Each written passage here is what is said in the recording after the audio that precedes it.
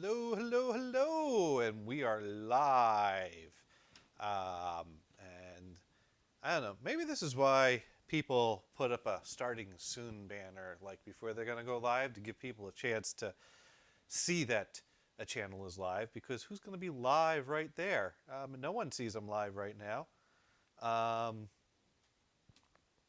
and my channel is not even gone live yet. Let's see if my channel's gone live yet. There we go. Now it's gone live. Yes. Now, I might even have sound. We have to find out. Yes, I'm live and I have sound. These are both good things because 2 weeks ago I stood here and talked away with no sound for like an hour. It was great fun. Some of you might have seen that briefly and then moved on and not said anything. But, anyways, yes, we are live now and chat is up. And we are streaming this on YouTube and Twitch. And this is episode 2 of The Computer Bar. Now, technically on YouTube, this is the third video posting to the Computer Bar YouTube channel, but that's because last week's marriage counseling was streamed to the Computer Bar channel. Although I don't know if that was the best place for it or not. I do have a Johnny Gators channel where I stream my Monday show every week. That was where I was streaming marriage counseling episodes, which is something that me and Lumish do sometimes on a Saturday night where we game together, usually something old school.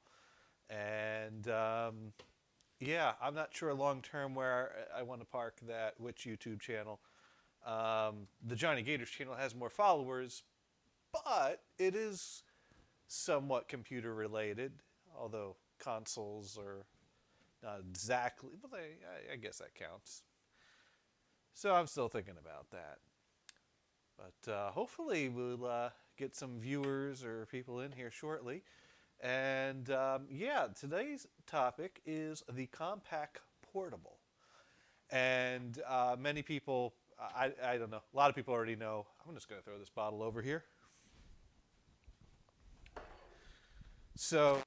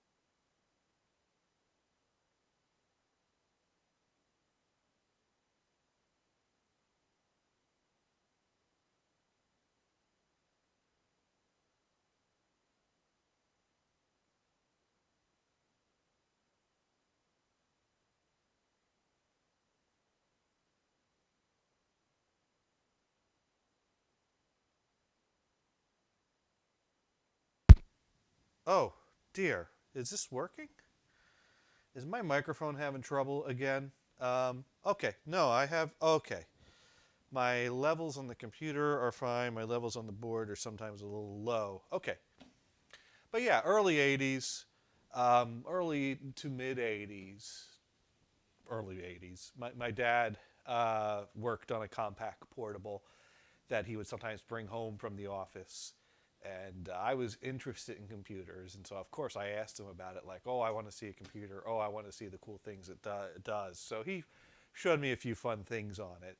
And I get to show those things tonight as well here. If it turns on, which it might.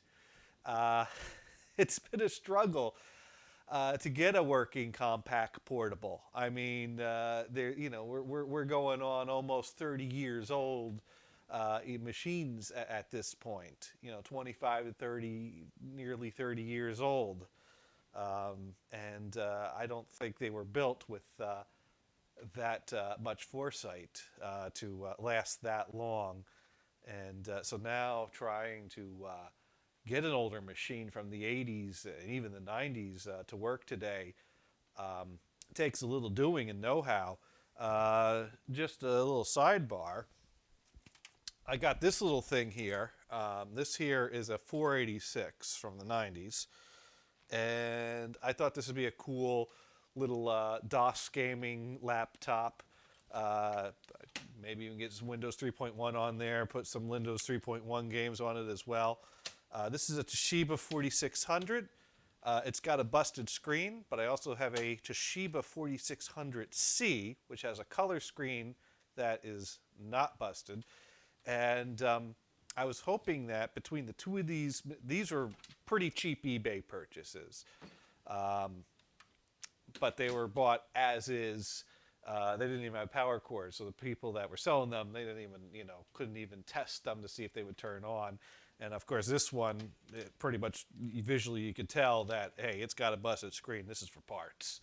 But I figured between the two of them, maybe I could piece together a working machine. But they both have the same error code when you connect the power supply to them.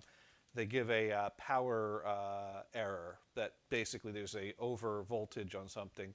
I did a little online investigation. Usually that error code means that there's a bad capacitor in the power supply that needs to be replaced. Problem is the power supply in this is this small board with tiny capacitors on it. And I couldn't even tell which one was the bad one. And even if I could, getting it off of there without damaging something else, I don't have that steady a soldering hand. So I'm a little stuck there, being that I've got two power supplies that are dead in the same way, which is a bummer. But I am going to try to do a little bit of working around to see how everything else is working. I've kind of found that a cheat around that is the battery terminals, because the power supply is taking AC and converting it to DC voltage to power the machine. Actually, no, I'm wrong on that. I am absolutely wrong on that. The power cord that would come with this has the power supply that converts AC to DC. So the board on here is taking DC power. I was wrong in my thinking. But I have read things online that suggested that when the power board on here is having problems, that battery power still works. It's not going through that board. So if I can provide 12 volts DC power to the battery terminals on this, I might be able to power it that way. Now, of course, the batteries in both these laptops are long dead, do not hold a voltage, not at all an option. So I'd have to literally wire my own power supply, providing 12 volts DC to the battery terminals to see if that turns it on. So that's not a practical solution for using these machines. It's more of a testing solution to power things up and see how the other parts are working, what works, what doesn't work, and piece together a working machine other than the power issue, and then at some point figure out another power solution. I've given thought to trying to get a working battery solution on here as well, because what is a battery but a brick with batteries inside of it? I mean, if I were to take this battery pack out and pry it open, there would essentially be rechargeable cells in here. And I'm thinking a lot of different batteries are probably using a lot of the same cells. Now, today's laptops are using much flatter batteries with lithium-ion cells. I think these. I don't know what's still available as far as this type of technology, but I have given thought to investigating if I could purchase cells that I could refill this and refurbish this battery with. Of course, that would be something to do after I deal with the other problem. Um, I took a look at that board. I'm like, I'm never going to be able to replace a capacitor on there. But I found a forum post where they said which specific capacitor they replaced and which replacement part they used. So maybe I could try it. Hey, I've got 2 of them. So I could try it on one. And if I completely destroy it, well, I got another one to come up with plan B. Yeah, but that's a future project. Whoops, I did not mean to put that down like that. That's a future project. Just filling the time here while we see if anyone out there is watching. And no, no one out there is watching. But it is a computer bar, so pull up a chair, grab a drink. Oh, Europerry writes in, hello, how are you? Hello. Europerry is here. Come on up, join us at the computer bar here, have a drink. I'm just having a beer myself. And talking computer talk. And I'm excited because I actually managed to turn 2 broken computers into 1 working computer today. I'm not so sure for how long it's going to work. But European writes in, it's been a while. Yeah, I remember you were, you've watched a few times now. It's cool. Yeah, so far you're the only one that's come up to the bar so far, but you know what? Why don't we start talking about our topic and see if other people join in? So we're going to talk about portable computing. And you're Perry, start streaming yourself. Oh, awesome! I'm going to have to on Twitch on your channel here. I'll have to pull up your channel and follow it so I can check some of your streams. Definitely want to check that out. So anyways, it's portable. And it took 2 of these machines to make 1 working machine. Because funny thing about computers from the early 80s, they stopped working at some point, probably in the 90s. So getting one to work today, not that easy. So I had found one of these for real cheap at a antique radio swap meet, of all places. I found the antique radio swap meets. They have you have them like every 3 months up in New Hampshire, and they're great because they're a great untapped resource for record shopping, sold by people that don't know how to price records. They don't realize the inflation that has taken place. And the hipsters have not discovered this yet. So it's our secret. You're writing in, oh, thank you, sir.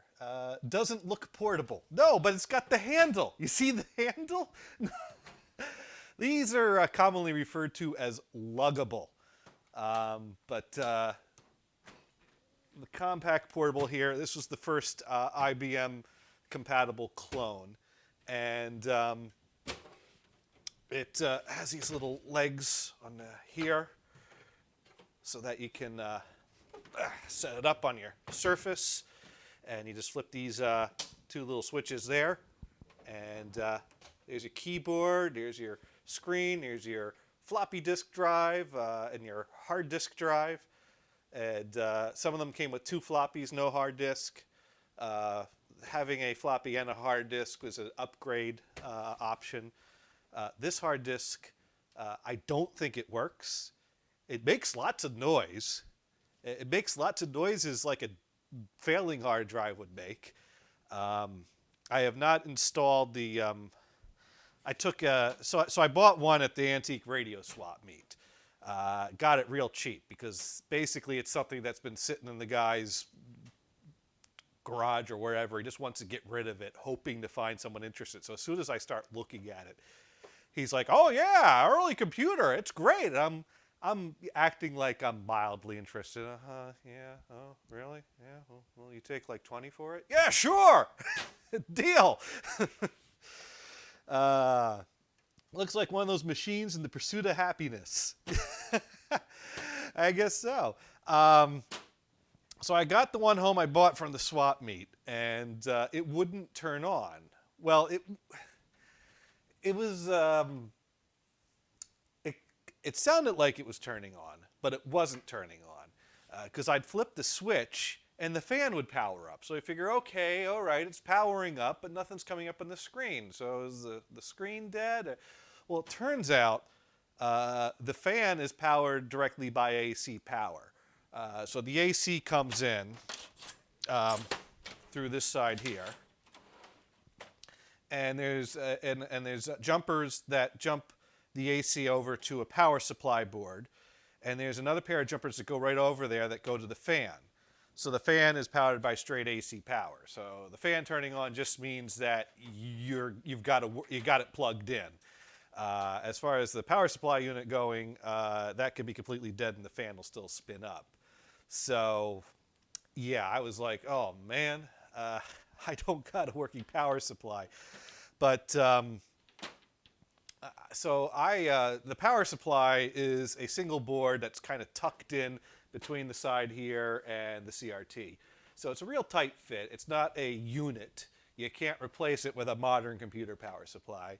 And heck, I can't even wire in a modern power supply and have it, sitting on the bench for testing purposes because modern power supplies don't provide a negative 5-volt pin anymore. And older computers did require a negative 5-volt pin. And so I'm kind of stuck there. What year is this from? I believe these were launched in 82 or 83. I'm not sure if they launched in 82 or they're being developed in 82, but I know the year 82 sticks out in my head. And one of these was the first computer I laid hands on when my dad would bring it home from the office. And so after I couldn't get the first one working, I started looking at, what's out there on eBay land for these things? What's the going rate? And the going eBay rate is they tend to sit there and not move fast in buy it now land. But people are listing them for $100 or a few $100. Some of them are as is. Some of them are powering on, but that's all they'll guarantee, but still being sold as is. They don't move quick, but they're not dirt cheap, and they're expensive to ship because they're heavy. But they're portable. It has a handle on it. So I was looking on eBay, and this one caught my eye because it booted up to the point of asking for a disk, which said to me, working power supply, working motherboard, which I was pretty sure I had a dead power supply or a dead motherboard. So I was like, maybe that would be a good one to buy to try to piece together. Now the problem is that it came with an original boot disk but wasn't booting to the boot disk. So the person pretty much was just selling it as is.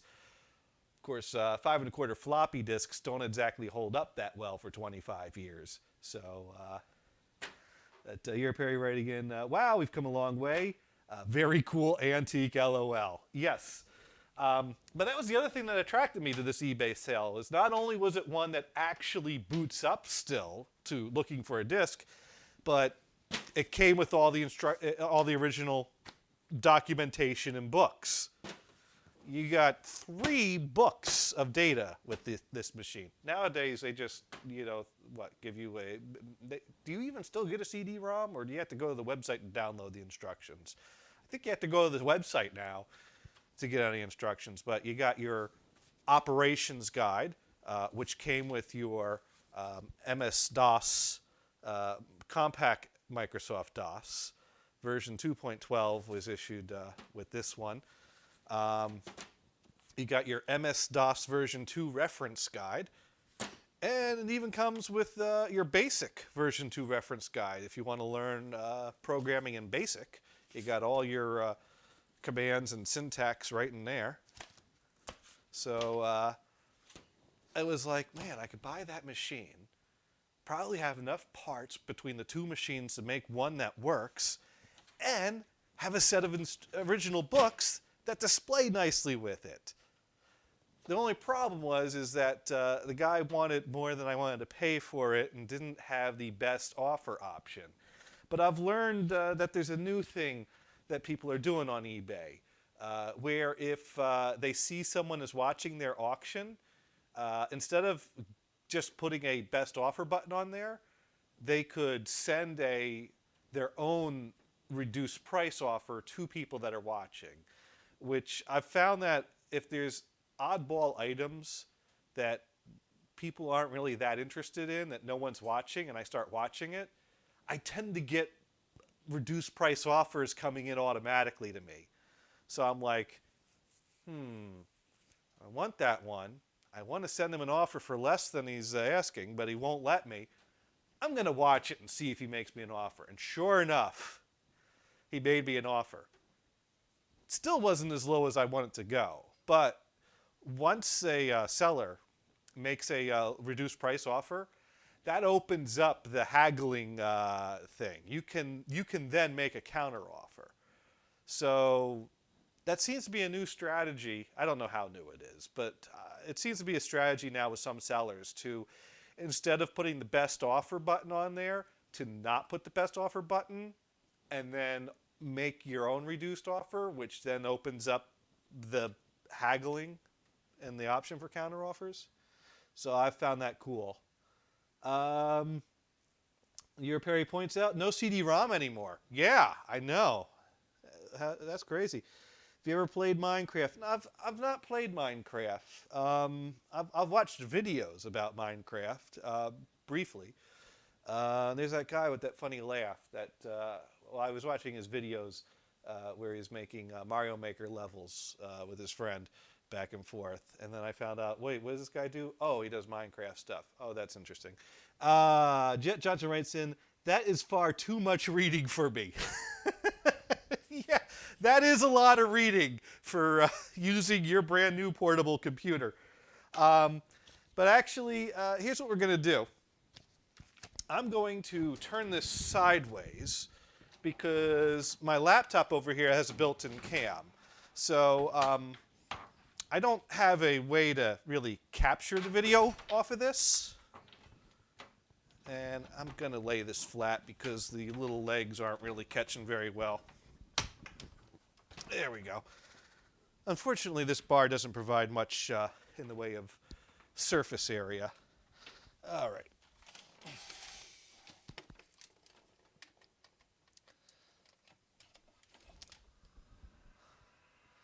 And now we're getting nice fan sounds here. And, ooh, we got a cursor. All right, let me turn on the webcam for the laptop. Ooh, hello. Now you see me in double. And we're going to take this over here. There we go. And, oh, got to put in the boot disk. The hard drive don't work.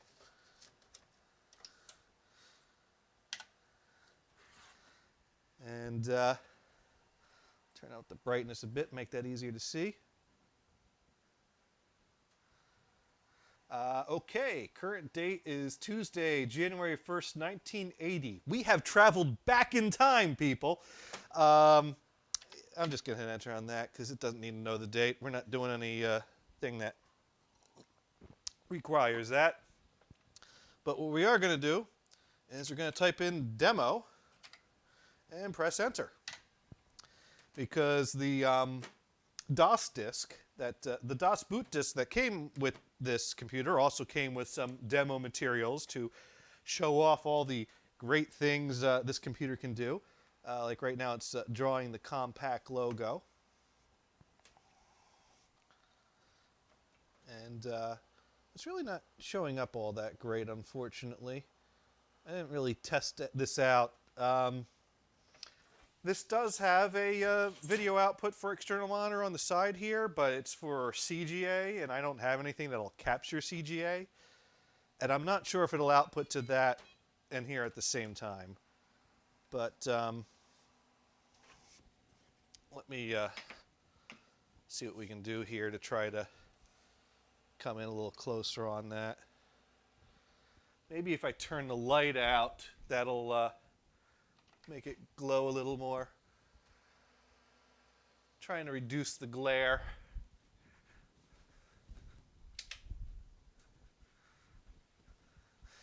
Unfortunately, it's the light of the laptop that's really making the glare on there. So we'll just have to make do. But here we go. Number 2 in the demo here is called Let's Celebrate, which has little design things that we could do. This one is called Space Spider, so it kind of draws different things on the screen.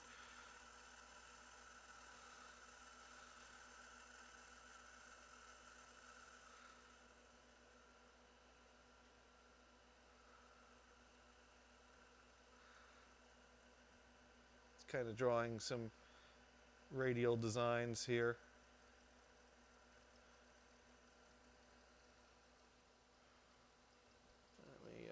While that's doing that, let's pull up the chat here.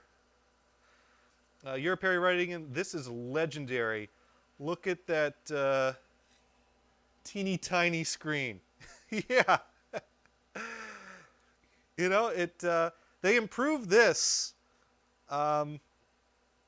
They definitely improved on this within the next few years.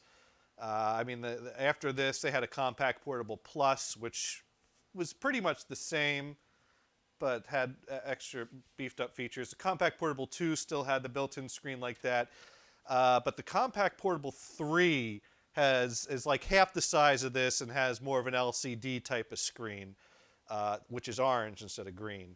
But if we do some musical art, we can get some sounds with this. I'm just going to put the microphone down on there to try to get closer to the PC speaker.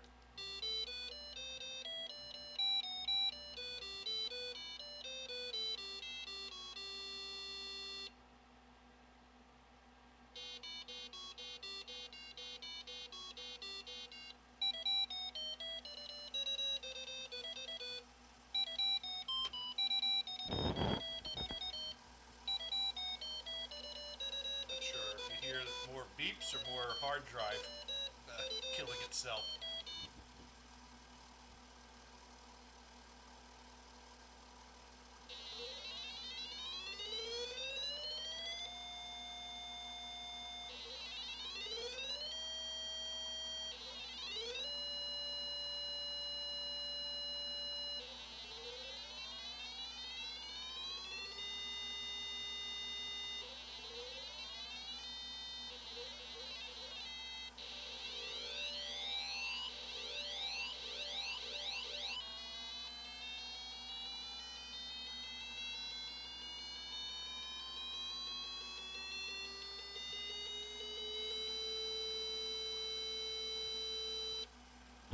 So yeah, it's a fun little machine. And it's portable. I'm going to go ahead and turn off the webcam there just so I can get back into the chat, see what's going on here. Catchy. I hear something struggling. Is the kitty backpack yours? You'd look very fetching in it. No, that's my wife's. She just got that recently. When I first saw that, and she's like, "Yeah, I'm gonna wear my backpack."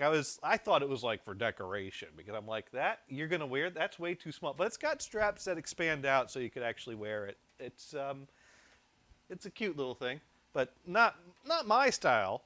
But yeah, it looks good on my wife. But yeah, so that's the.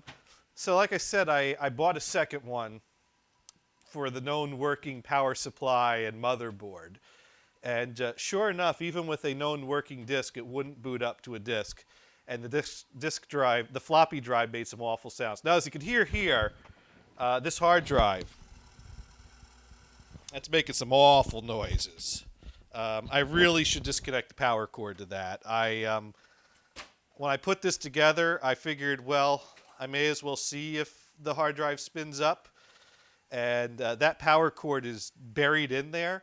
And so by the time I put it all together and got this to boot up and heard the sounds of a hard drive self-destructing, I was like, I'm not digging it apart now. That's a job for tomorrow.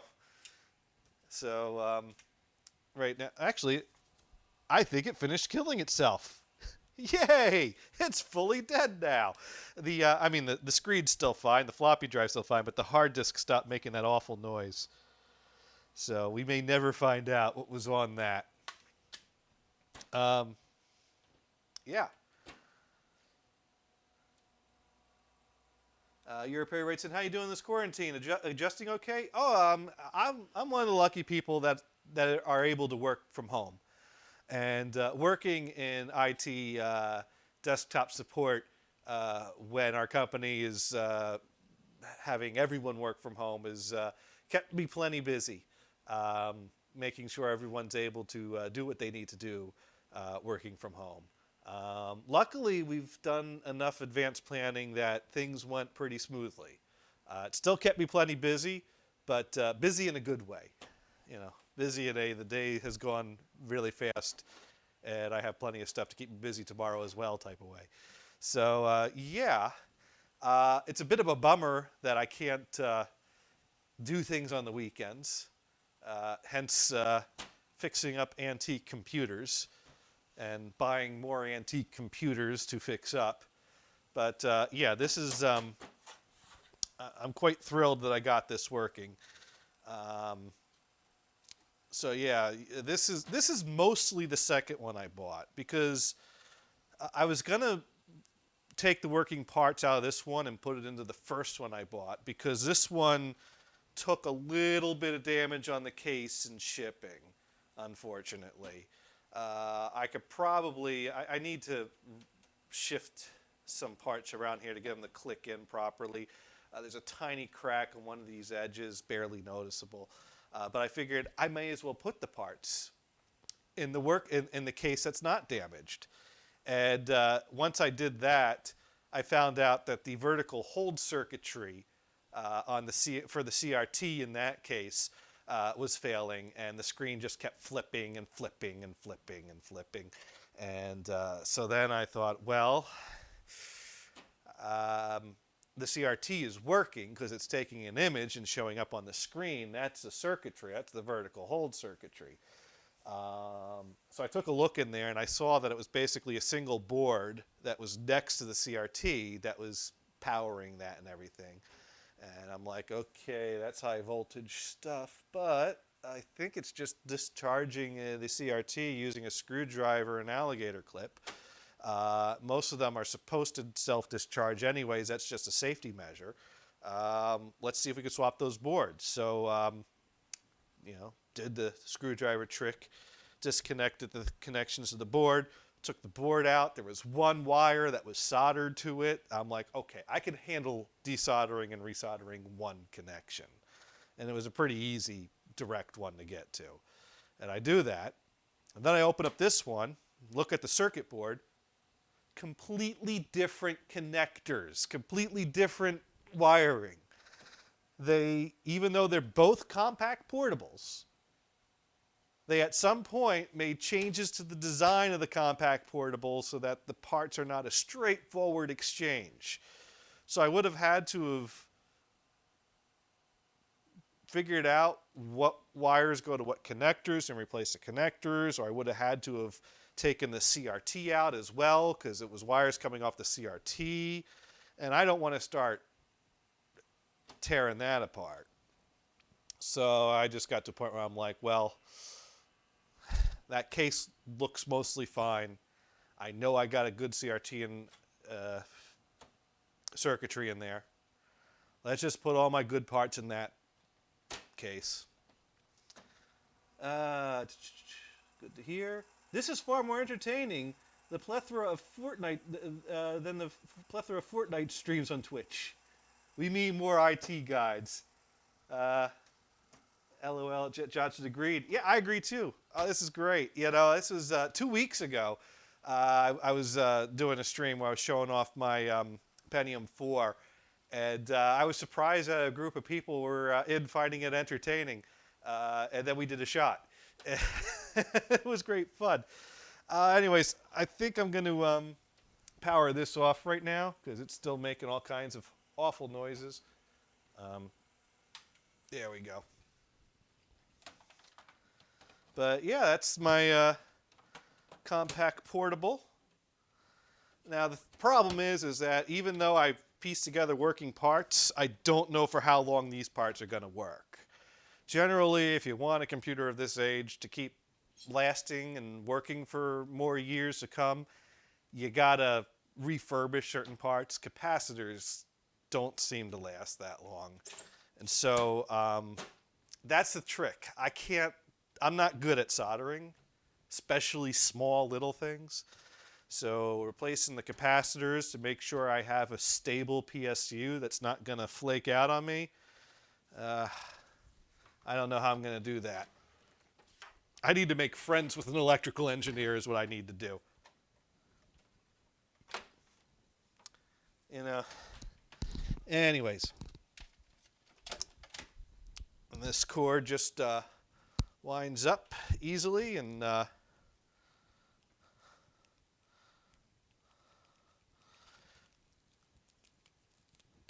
just tucks right into this little compartment here, which has a little door that slides away. Over on this side is another little door, and it's got 3 unused slots. This slot has the floppy drive controller, and this slot is the video card, which is required to feed video to the built-in monitor, but as you can see, it also has CGA and composite connectors to output video that way as well. And this model only comes with those 2 cards. Actually, yeah, this is the second one. It had 2 floppy drives in there, but as you saw, or as you heard, I put a hard drive in there, which came out of the other one. And the hard drive needs a card that goes in one of these slots to connect. I've basically been building up piece by piece to see if something doesn't work, at what point it stops working. So my next step, maybe tomorrow if I have time, is to put that card in, connect that hard drive to see if by chance, even though it sounds awful, maybe it spins up. But I think I have to run a setup disk that Compaq has to set up the configurations for it to see the hard drive, tell it what type of hard drive it is, things like that. I'm not entirely sure. I need to do a little research on that. As it is right now, there's no battery in this to keep the clock, but the hard drive card does take a battery, and it takes a 2032 button cell battery, which I've got a pack of those in the drawer. So I should be able to swap that out. So if I can get that card working, I should, in theory, be able to get this to hold the date and time.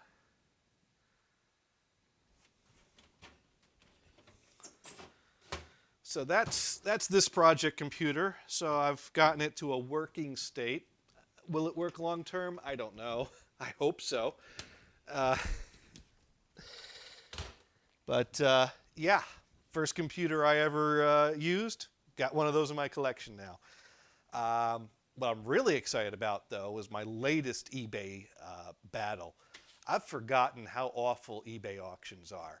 I don't know if anyone else has noticed this, but I think the trend of eBay has been working more towards buy it nows and less towards auction.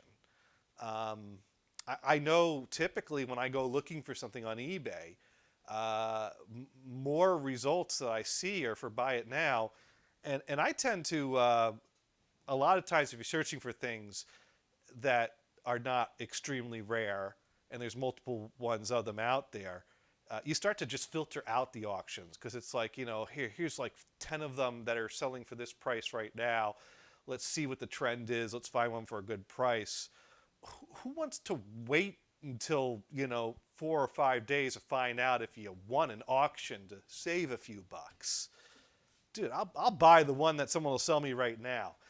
Um, but I've been looking for something that's rather rare and hard to find for a while. And the first family computer, because the Compaq Portable belonged to the office my dad worked for, and he brought it home to work on sometimes. But we bought a family computer. We got a family computer for Christmas, 1986. And it came from a chain of stores called Computerland.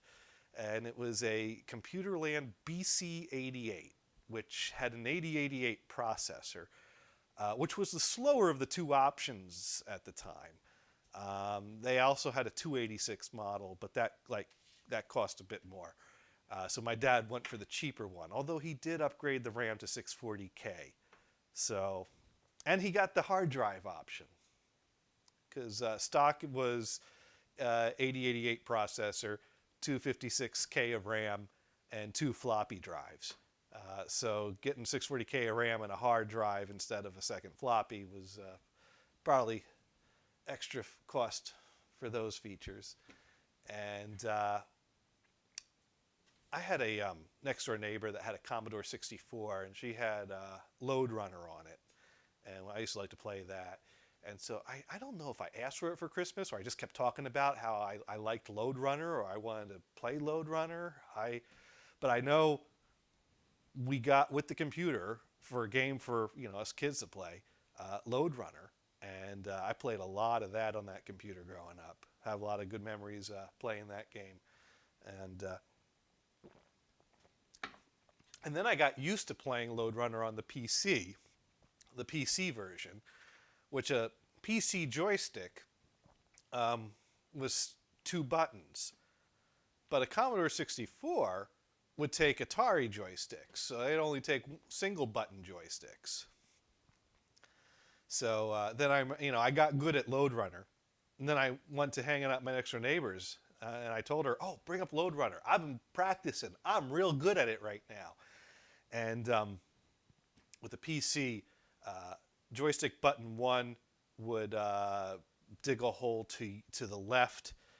Joystick button 2 would dig a hole to the right. So you can control where you dig the holes to trap the bad guys by which button. Whereas Load Runner on a Commodore 64, pushing the single button will dig a hole in the direction you're facing. So if you're walking to the left and someone's coming up from the right and you want to get a hold of the right, you got to steer yourself to the right first and then push the button, which is a reflex I didn't have. So I went over like, "Oh, I've been practicing. Oh, I am so good at Load Runner. Oh, I got to level 20 yesterday. Okay, here, show me what you got." And I went and immediately died because I dug a hole the wrong direction. So it's like, no, but I need 2 buttons.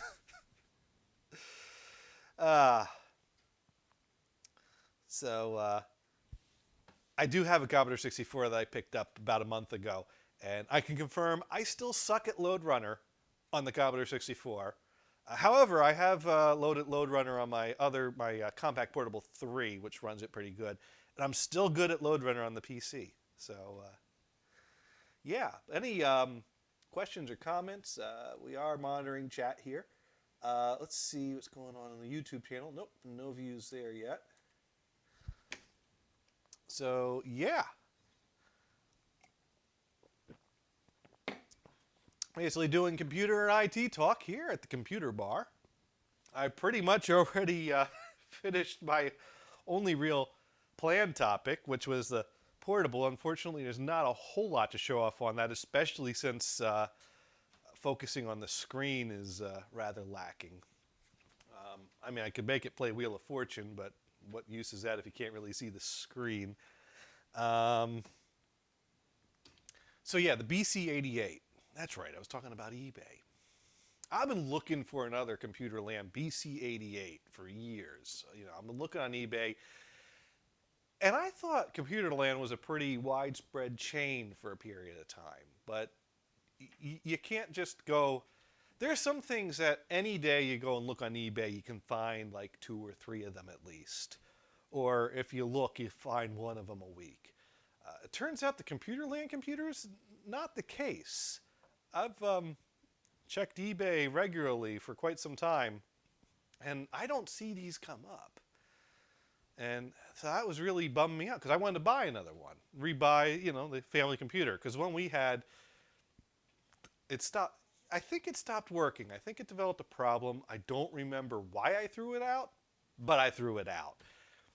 And at the time, I threw it out without hesitation, without giving it a second thought, because it was a 1986 computer that was an 8088 processor. It was slow when it was due. It only ran DOS. It wouldn't even run Windows 3.1. Maybe it could have ran Windows 3.0, but we never even loaded it on there because it wasn't worth doing. We had upgraded our family computer to a 386. I had a Pentium in my room. Why on earth would I want to hang on to an 8088? There was no good reason to hang on to this computer. And so I was like, nope, I got a computer. Now I got a new computer. Who needs this? Never thinking that I would ever get nostalgic for older computers. But now, I mean, hey, just look at YouTube. LGR, 8-Bit Guy. They're all doing great things talking about all these old retro things. And it's just like, oh, man, how did I not see this coming? How did I not think I should... I'm always saving things, thinking I'm going to want that later. Somehow that one blindsided me. There's stuff I hold on to that I never touch. And then there's the stuff I get rid of that I'm like, I really should have kept that. You just never know which things you'll want to hold on to until it's too late. So I've been searching eBay high and low. And lo and behold, a computer land computer shows up on eBay, and it's got the exact same case as our computer. The only little problem is that the BC88 and the BC286 both use the same case. The back of the case has the model number for both of them. And the guy selling this, he didn't even plug it in or turn it on. He basically says, found it in the garage, don't know if it works, selling it as is.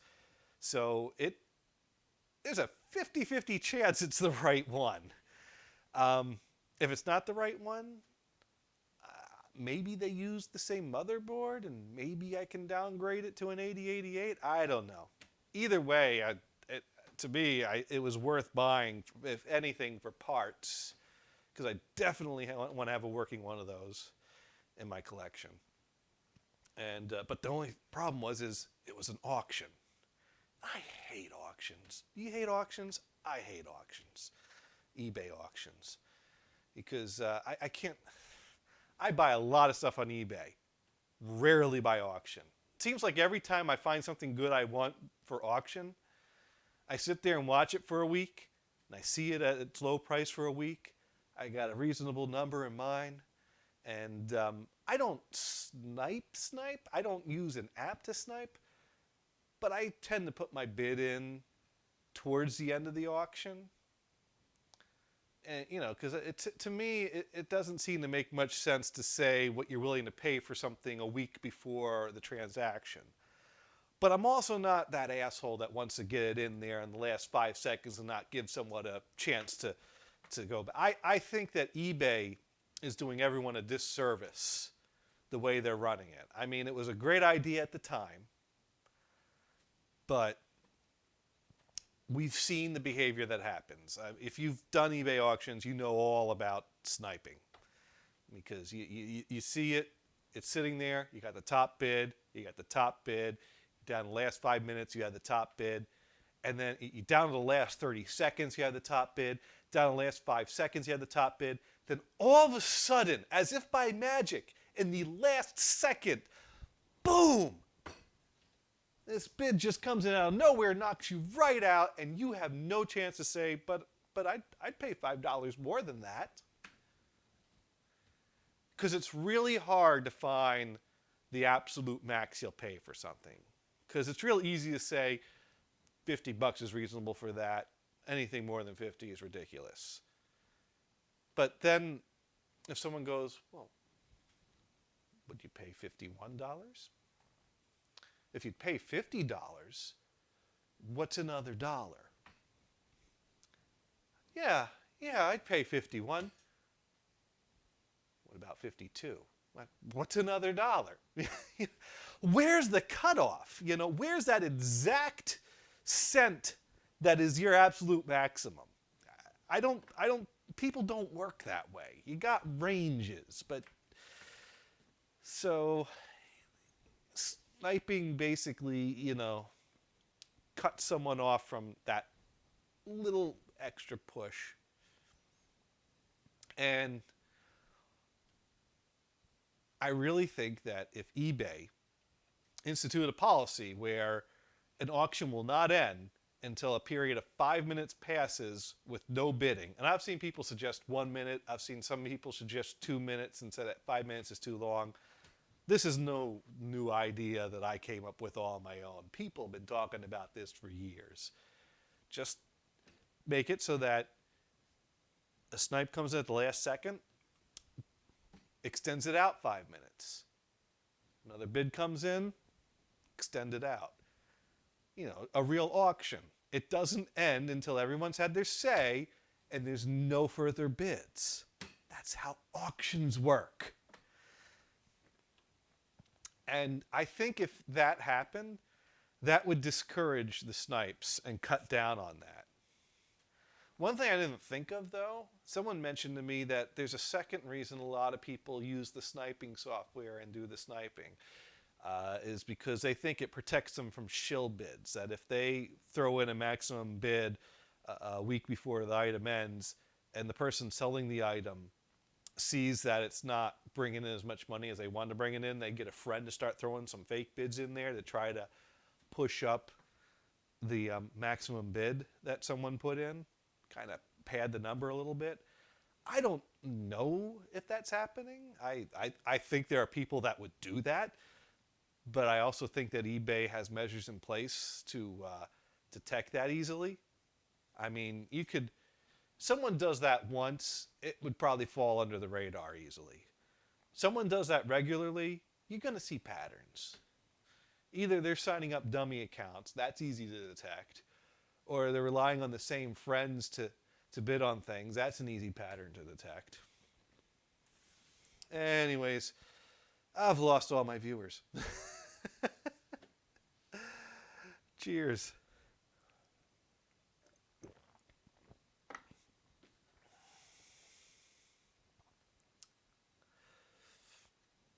All right, well,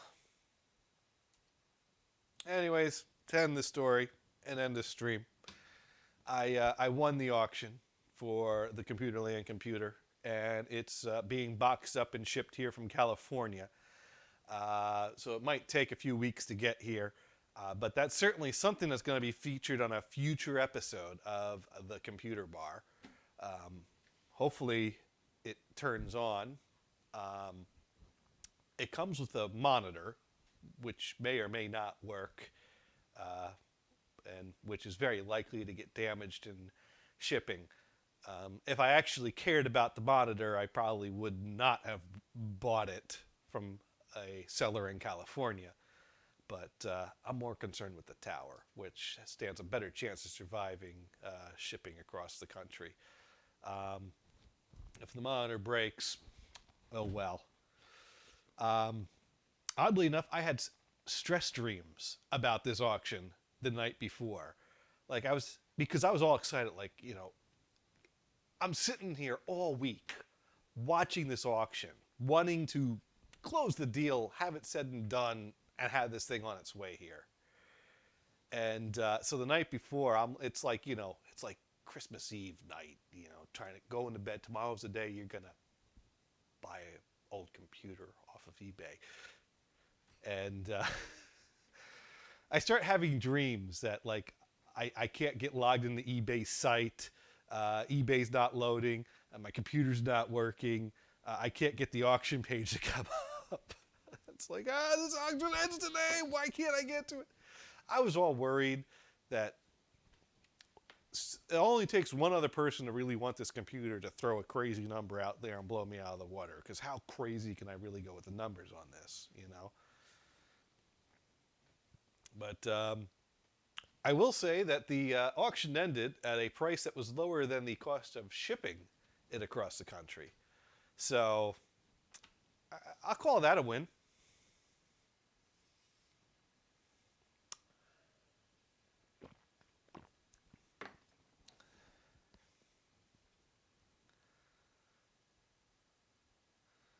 Anyways, we got no viewers, and oh, Sir Mars is in the chat room. Hello, Sir Mars. Sir Mars writes in, remember, the iMac had a handle. Amber screen with ASCII porn. I am sure that wasn't good. Does that Compaq have a math coprocessor? I don't think it has a math coprocessor. I'm familiar with the concept of the math coprocessor. As in, I've heard of the slot for one and having that extra chip in there. I do recall seeing an empty space for another chip in there. I don't know what that's for. Could be for a math coprocessor. I had to do a little research on that. Anyways, thank you for hopping in, Mars. Hey, if you're still there, you can say something. But it sounds like you were on your way out the end there. You know, I don't know when you typed that in because I checked back here a few times and didn't see anything. And I didn't see anything when I had the Compaq portable up on the table. Maybe my window wasn't populating. All right. Well, hey, this has been a fun hour. I don't know how regular these episodes will be, but it'll be a Saturday night thing. Next Saturday, I might do some marriage counseling, or I might do another episode of this. Depends if I've got something computer related to discuss at the bar, or if I got a game I want to play. Either way, we'll probably be doing something at some point next Saturday. 9 or 10 o'clock seems to be a good hour to do things. So, yeah, check back in here at this channel. And we will be back with more computer bar fun. And good night.